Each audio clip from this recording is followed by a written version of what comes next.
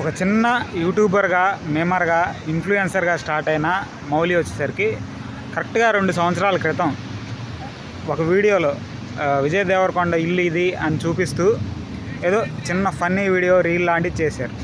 కరెక్ట్గా 2 సంవత్సరాలు దాటేసరికి అదే విజయ్ దేవరకొండ బిర్యానీకి పిలిచినట్టు చేసిన వీడియో కానించి అదే విజయ్ దేవరకొండ గారి హౌస్కి ఒక చిన్న ఇన్విటేషన్ ద్వారా వెళ్ళి ఇంటరాక్ట్ అయ్యి కలిసే సందర్భం ఏర్పడింది మౌలి గారికి. మౌలి అంతకుముందు ఒక చిన్న యూట్యూబరు, ఒక ఇన్ఫ్లుయెన్సరు, ఒక మేమర్ కూడా.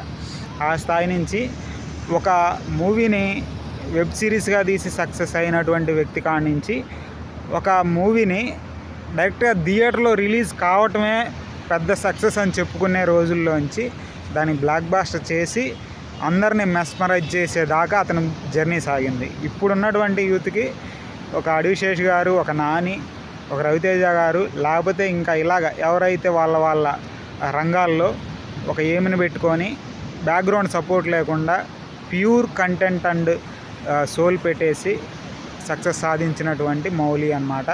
ఈ మధ్య కాలంలో సోషల్ మీడియాని విపరీతంగా ఊపేస్తున్నటువంటి అంశం మౌలి అతని సక్సెస్.